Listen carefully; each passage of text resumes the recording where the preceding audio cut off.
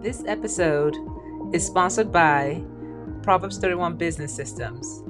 Are you tired of feeling like your business depends on you for everything? If your business slows down every time you step away, you may be the bottleneck. At Proverbs 31 Business Systems, we help faith-driven, service-based entrepreneurs build systems, workflows, and automation that allow their businesses to run without burnout. Take the 5-minute bottleneck test to discover what's really slowing your business down and what to fix first. Simply scan the QR code shown on the screen or visit proverbs31businesssystems.com. Now let's get into today's episode.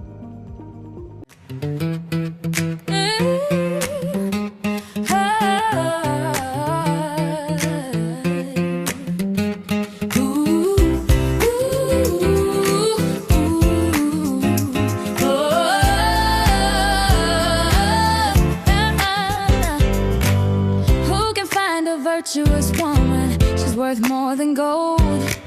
She doesn't. Hello and welcome to another episode of Becoming the Proverbs 31 podcast. My name is Choma Kende, also known as Special Agent Chi, and on today's show, it's a very special show. You can see it's not the typical background that you would see, and today's show, I'm gonna be interviewing a very, very special man, a man that has known me since I was born. The man that's the reason why I'm here today. I'm going to be interviewing my dad just as this special day for dedicating this to Father's Day. So happy Father's Day to all the dads that are out there. And I'm going to be interviewing my dad today. So we're going to get started. So on the show today, we have Mr. Ukweni Uzo. Like I said, the man who brought me into this world. So welcome to the show, my dad. Welcome to the show, Daddy. Thanks for having me. I'm such an honor to have you. I'm privileged to have you here. So, Daddy, for those who are meeting you for the first time, can you just introduce yourself and just share a little bit about, the life and family and career that you had? My name is Ukweni Uzo from Ebemo, Ahafia local government area of Abia State, Nigeria. About my career, destiny is determined by life, and I have had some punctuated checkered life. I worked as a missionary, then joined a company called Halliburton Oil Well Servicing Company that provides servicing to the major oil companies, Shell, Mobil, Chevron, BP. Without Halliburton, the fuel you drive in your car cannot flow. Yeah. That's good. That's good. I know with your career and also the kids you have. How many kids do you have and grandchildren? God has blessed me with the kids. Favorite one. I have no bias here. Favorite 6 one. Yes. Which one? Wonderful children, and 6 of them, 3 boys, 3 girls. I try having them in twins or in threes, but I was not able to succeed. So eventually God made it to be 3 of each. That's 3 boys, 3 girls. And then each of them have produced they have really fulfilled their social obligation by producing excellent, beautiful, handsome 17 grandchildren. To God be the glory. There's 17 grandchildren. You got your twins with the grandchildren, right? I was surrogate. Right. So you got your twins at least with the grandchildren, even though you didn't fulfill it with us. At least you got it with the grandchildren. That's amazing and a blessing. So you worked as an accountant in Halliburton. You said for over 30 years. And so what did Halliburton teach you? Because I know there had to be a lot working as an accountant, because I know you didn't just start as an accountant, right? No, I started as an accounting officer. Then got promoted to accountant, from accountant to senior accountant, from senior accountant to company secretary, in charge of the whole West African organization, Halliburton. And then from senior, as company secretary, I rose to the position of executive manager with charge of all the administration. From administration manager, I got to the position of executive manager, which is executive director. I ended up leaving after 35 years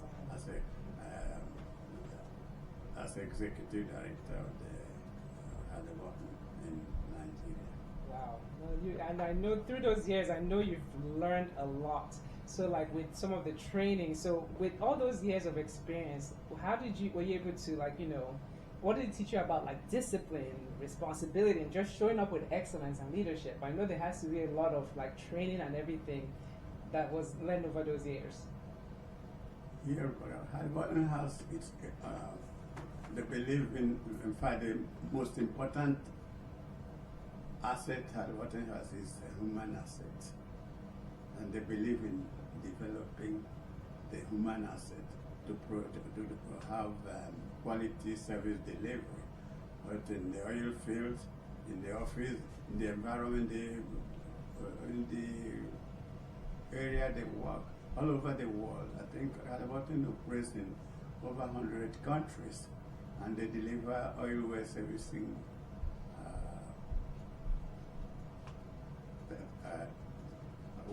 development into to the major oil companies like Shell, Mobil, Chevron, BP, and all the oil companies. Wow. But we are just contractors. But without Halliburton, the oil cannot flow.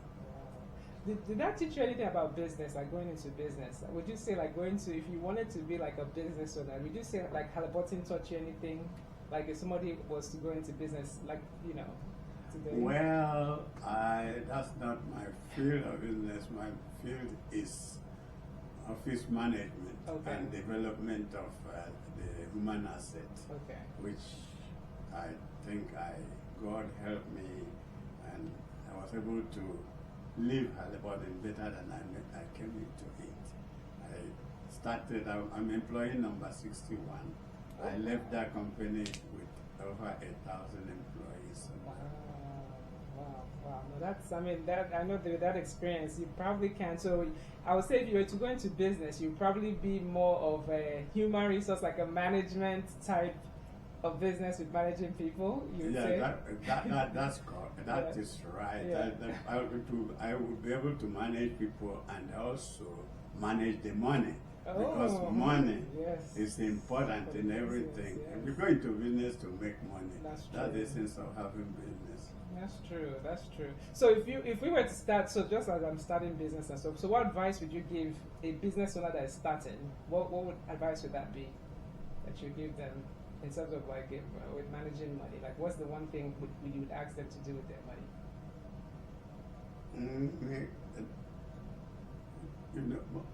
I think the most important thing in life is time.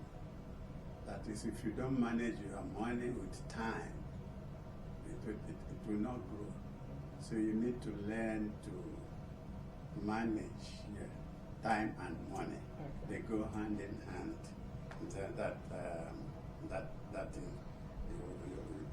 lived and worked and with dignity. So if you've looked over like the years of your career, like what's the most thing that you're grateful for? That I lived and worked and retired with dignity. Because of my upbringing as a missionary in my early life. So that guided me to have that integrity. Because integrity, the world has so many temptations to corruption, but that one thing, like I always hear people in the company gossiping, say, Mr. Uzo, he's working, soon is how many years did I work? And, some of them were working, how much did they make? But I worked and left Halliburton with integrity. Wow. And I know that's tough, especially for Nigeria. Being, should I say, integral you know, that's a tough thing. And I know for you, I know that's how you left. Is like you were known for being very, very, very like your integrity, and that's very important and very tough. I know in Nigeria to stay integral because I know, like you said, the temptations in Nigeria and in being in that type of industry can be tough. So, just moving on to like, so what role has faith played in your life as a husband and as a father and a provider?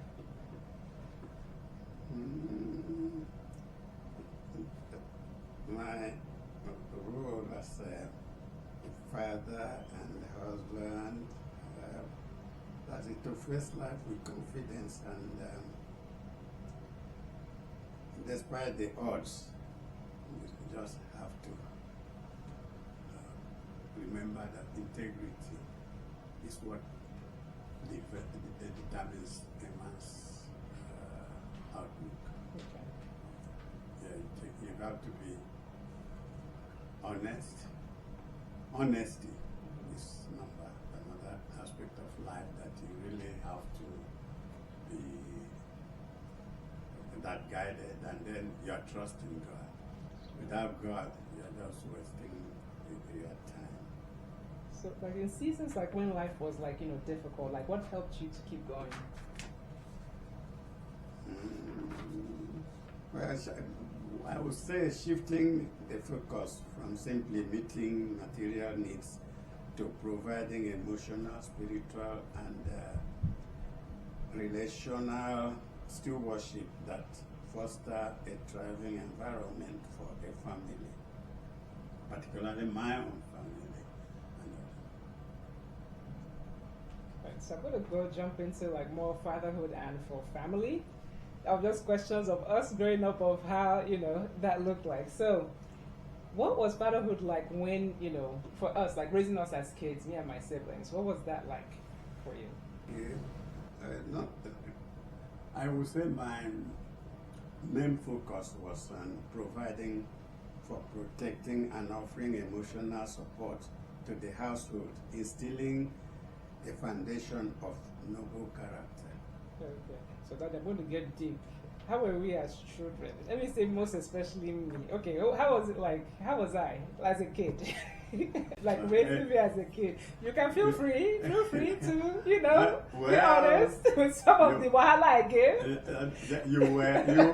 I would say you were always peremptory demand. You never accepted no for an answer. Can you give examples? If you want Coke, if they give you Sprite, you will not accept it. You always go for quality. And if we go to the store, other people will just pick things, but you will be looking until you get the most expensive and high quality thing. Everything was quality for you. Hasn't changed, you know, hey. Definitely want to this thing. So what did what did you most want like for us children to learn? Not just, you know, by words, you know how you give us examples and all of this stuff of we shouldn't do this, but what is it the one thing that you wanted us to learn as children? As we grow. Integrity, self-control, speaking the truth, even when the situation is uncomfortable. Okay. Because truth does not change. What changes, that's one thing that is consistent. Truth. Truth is consistent in life. Was there one thing that you tried that we did not listen, or is there one thing that you tried to teach us that you hope that we now carry for the rest of our lives? What's the one thing that you felt like, okay, you tried to, let me even use myself, let me not use my siblings. What's the one thing that you feel like you've tried to teach me that you wish that I would carry for the rest of my life? Cultivating a heart of reverence for God is far more valuable than outward appearance. Okay. That's trusting in God. Trusting in all you do. Mm-hmm. Have God first. God first. Mm-hmm. That does not change. Okay. So what has being a father taught you about your relationship with God? What has that taught you? The Bible says God is omnipotent. God is omniscience, and God is omnipotent. So, what do you feel like, just saying as a father, because you know how God, right, with his children, like the children of Israel, are not listening. They didn't listen most of the time. So, what is that like in terms of examples in the Bible? Are there examples like we have done as children that, you know, that you can see, like, man, is this how God feels in terms of being a father? Are there examples that you can give? You can use me as an example. Well, it's so brilliant because it can be telling you something that I know. If you do it this way, it's not going to add value to your life. But being the child of this generation, if I tell you the seal, I have seen the animal was going to they see the food. You say no, still in front. But at the end, you know that where I was telling you is where the footprint of the animal is. That's true. That's true. And I'm starting to see that some of the advice, I would admit, that you have given me, you were right, Daddy. In terms of some of the advice has come to bite me in the butt sometimes. So, but hey, that's the thing is, I think sometimes you have to, you know, that's a profound, humbling lesson. Love is the ultimate legacy. So, and then, so how about being a grandfather? What has that taught you? You know, if you want to share, like, you know, that part, like, what has being a grandfather? What has that taught you? Because I know there's a difference. So, what's the difference you see, like, being a father and then now being a grandfather? What do you feel is the difference? The difference. With that? I would say a legacy of life well lived. Okay. And then wisdom and instruction, generosity. You know, have to be. It has taught me to be generous because when you have children, the children are not just for you; it's for the whole community. Especially now that the world is just a global village, you know. Just humility. Okay. That being a grandfather has taught me to be humble. And then the children have enrolled me into their world-class mates, me and the grandchildren. I'm learning from them, and I think most of the time they learn too from me. Yeah. So that's I always call them in the Umo class sign. Okay. Umo class sign, if you want to translate for our audience that's not Umo class sign means our classmates. Okay. I do have to say though, the difference with the grandchildren get away with more stuff than we got away with though. How come that's, in terms of that difference? I feel like with the grandchildren, for example, I was saying today, remember how I was yelling at Joy for what she was not eating? Grandpa came. As I was cuddling her, after I yelled at her, but Grandpa came and started, you know, cuddling Joy. You know, the example even just happened today, in terms of when she wanted to eat something, and I told her I didn't want to, but Grandpa, you know, was because I was harsh to her. But Grandpa came and was nice and, you know, cuddly with her and so this thing. So I feel like that's the difference. It's like, I feel like when it's your child, it's like you're more stringent compared to the grandchildren. It's a little bit more relaxed. Yeah, but I did not have the opportunity I have now as a grandfather. I did not have that, particularly with my line of working life. You know, that wasn't helping me to see the world.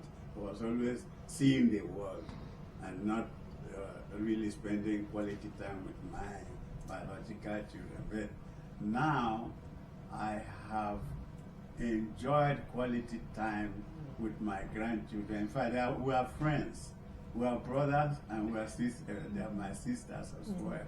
And then, in fact, it gives me so much joy that I would say the relationship, the bond with these grandchildren is so rewarding. So it gives you some accomplishment.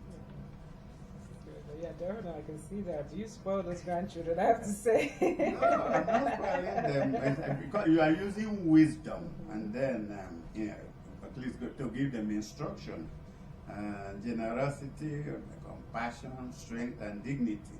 Make them to be children of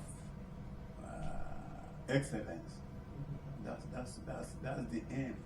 Okay. And for example, like you said, the way you correct a child is not the grandparents will use cuddling, interaction, not no, you cannot have it. You were telling the Joy here. Yeah. She was only asking you for a snack. You could have said you will have it. Just don't worry. Just take it. And you said you just finish it. No, you cannot eat it. But I think that's not a good way. You need to learn how to cuddle them. It's just like the same thing in marriage. If you don't cuddle a woman, you have to be an idiot to be so you bring yourself to the level of which that you don't well, for me, I did not have that opportunity with my real children, because I will 5 a.m. off, come back.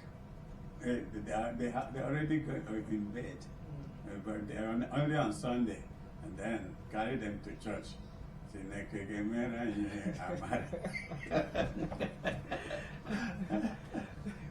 Wow, that's true. I mean, it's definitely should I say wisdom, like you said, Yes. to do this. So, what advice would you give to men today who are trying to lead their families and provide and stay faithful to God? You have to guard your time. Time means because if you don't use your time, and that's to guard your character, because character determines who a man is, and maintain clear judgment and advocate for the helpless. You see people that nobody can help them because you are in a position. For example, you know, like when we go to the village, there are so many people that don't have food to eat. Or say, even during my working life, when we go to the village, my parents lived in the same compound with her. Then you will see their house before you get to our own house. So the people will come and greet. If I'm in there on that weekend, my mother will say, go and see him first before he finish distributing the money. Wow. She wouldn't even bother about. So I learned that generosity from my parents. They had the spirit of giving. They like to give, and I have seen that in my children. You like to give. All of you like to give. There is more benefit in giving than receiving. I think that's what the Bible says. I'm still in working process. As far as Christianity is concerned. So, how do you want this season of your retirement to be remembered? As a legacy of wisdom, honor, and enduring character. Integrity is there. A man of integrity whose life built a foundation of stability and blessing for his family. I said, what is it? So, in terms of what's the one word you would say you want for all of us, the children, grandchildren? What do you want us to remember you by? A man of character, of integrity. A man of integrity. Okay. So what does it mean to you to fully trust God? What has that meant to you throughout your life? Letting go of control. Because I don't have the control, it's God that has the control. So you have to let go of instead of thinking you can control even your life. I should not be controlling your life. We should let go of that control, and then relying on God's wisdom rather than my own understanding and living a legacy of faith. Okay. All right. So, what final word would you like to just share? Like I said, with your children, grandchildren, as we wrap up the show, what's that final word that you want to just share with us, your children and grandchildren? Is there any final advice you have for us? Serving the family through hard work, sacrifice, and honor build a lasting legacy. That's why you have to leave that legacy. Let it live on. Let it live on. Let the legacy of integrity, honesty, and hard work continue. Even down, you pass the same legacy to the entire family, the children. Even the ones that are the children and children, the yet unborn. Yes. Build them and protect the representation of your parents. You have to make it a point of duty to protect that reputation that has been created by your parents, and then value the wisdom I'm imparting to you, and then you establish peace in your home and in the home while the parents are still there with you. All right. No, this has been honestly that I want to honestly thank you, Daddy. I know for over the years, I just want to just say, like, you've been a man of integrity. Honestly, like if you're hearing like how we say word in the streets, you don't really hear like when they talk about you, when they mention your name, or when they mention that, hey, this is your dad, Mr. Kweli Uzo. That is like a different, like you're proud. I'm proud to say, okay, that I'm a daughter of Mr. Ukweli Uzo. So I really appreciate you. That integrity thing that's what you're known for. People don't know you as the man of this thing. I'm proud in terms of when they say, oh, who is your father? And I'm saying it is Mr. Ukweli Uzo. And it's like this different, like, oh, Mr. Ukweli Uzo is your dad? It's like, that's a thing to be proud of. It's not like, okay, you're getting like, oh, that's your dad. Not a bad reaction. So I appreciate, honestly, the integrity that you've instilled, that you've been doing. So truly, truly, truly appreciate that. And just all your different advice. You always, I told you, we're writing, I'm actually in the process of doing a book for you where we're going to talk about your life, and then also your adages, the different adage that you give. I don't know if you can even give our audience just one adage that you usually would give, if you can think of one. Yeah, who does not hear will feel. That's one of his ones. And he has several adages that we can put in a book that just give you this thing. So that's one is he who does not hear will feel. That's the one. And that's why it's to be the same when people are not looking. It's like just being that genuine person when they're not looking. No, that's amazing. But then, like, the thing you need to really add is be good to people, because you don't know where you meet them. Like during the war, I think I've told you this story before. But I've told you this story that people were running from Calabar, and then the family arrived at Ebelmoha, me and Uncle Oma. We were just strolling at the motor park. These people were standing there, and they don't know anybody. And in those days, if you are not careful, they will cut you, so you are a saboteur. So they were just there. We had to take this family to our house, one bedroom house. The toilet, you had to go to the public latrine. Then they were able to sleep in the morning, took them to the park and whatever. Then when we traveled to I think it was Nana and Nena and your mom that we traveled to, because when you people went to London with you, I meet you people later. So at that time, there's British Caledonia Airways. It was not British Airways, British Caledonia. Then it was landing at Gatwick Airport. Then you take the train, shuttle train to the city. But you had to buy a ticket at when you land to board the train. We were in line to buy the ticket. And then that was like, I think like 4 or 5 tickets for us.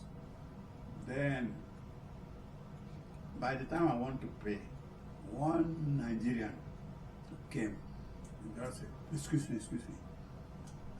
I said, this Nigerian, why can't we be decent? The man said, please don't be annoyed. I will explain. He paid for those tickets. And then, I said, okay, let's not get it, but he will explain. I came out of the line because he paid including his own. And then he said, please, Oga, don't be annoyed. Can I explain? I said, what? He said, you may not remember, but I remember. During the war, we were stranded in your village, and you gave us accommodation. How many years back? How he was able to recognize my face. If like people were robbing people during the war because of hunger, I could have robbed them. So, that is. Can you? Is there any other thing that you are talking a good name? Is better than silver and gold. It is. That thing taught me a great lesson. Say, help people as much as you can. So, but thank you. Thank you, honestly. We could go on and on. But just thank you and appreciate it. So, folks, that's another episode of Becoming the Proverbs 31 Woman. This is a special edition with my dad for Father's Day. I want to wish all the dads out there a happy Father's Day. You can see just with the men, just the impact men. We need the men in terms of just the impact that they're doing and just leaving that legacy, leaving an integrity. You can see just with my dad, the integrity he left, we're watching and see. So sometimes it's not what you say, it's how you act sometimes that you can just see, that your kids learn from. So I just want to just again thank you, Daddy, for being on the show. And that's another episode of Becoming the Proverbs 31 Woman podcast. I see all the views. If you could please share, subscribe. If you could just give me a favor, just please subscribe if you want content like this. So that way we can push it to the algorithm. So thank you and have a blessed day. Until next time. Bye, everyone. Yeah. Proverbs 31 woman.